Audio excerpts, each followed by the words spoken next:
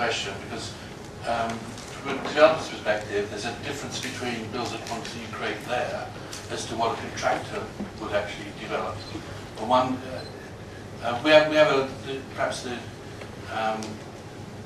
we've got a very close relationship with a contractor as well.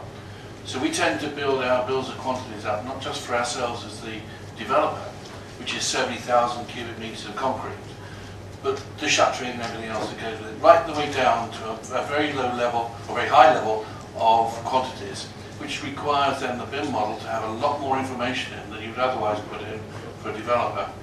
And I think that's one of the consequences that's going to come up, is that how far you go with that. You know, do you identify every key, every lock, every hinge on the system as part of your bills of quantities, which the contractor would want in order to place his procurement. So there's a big difference, I think, between the two. So, like I said previously, that whatever information you want, you have to feed those information into the model. So one of the exercises that we do, I mean, I can just is creation of a BIM execution plan. So if you really look at this, is a typical example of a BIM execution plan document.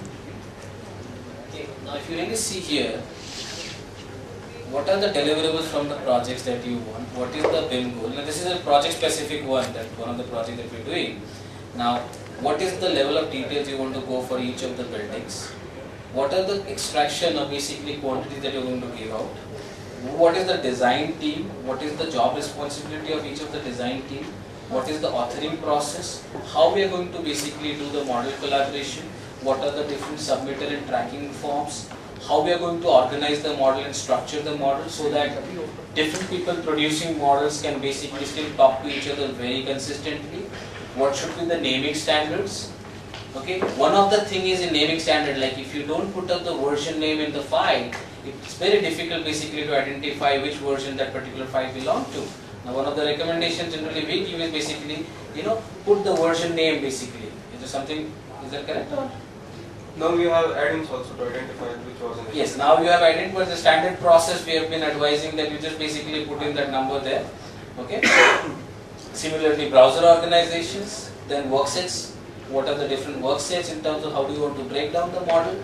How do you want to back up the model? Communication process, clash coordination. What type of clash coordination you are going to organize? How you are going to basically discuss that? What are the infrastructural requirements for the project? Hardware, software, and other things. What would be the network infrastructure? Are you going to access the model from the site and other places? What is the quality assurance plan when we are building up a model? How you are going to check the model? Okay, and then you have something. So this is kind of giving an example that it's very much possible. The softwares may change based on the requirement that we have. We might use different platform, but when we capture the BIM execution plan right at the beginning, you can identify what exactly you want to achieve out of the thing. So now you can have the BIM objectives here, and then you can have what is the model centric activities that you want to do, which are the documentation that you want to do using BIM, what do you want to do in procurement and construction using BIM, what do you want to do in operation stage, what do you want to do what are the other activities that you want to do. Now based on this, how we basically develop the model, how we basically collaborate with the model, all those things will come up.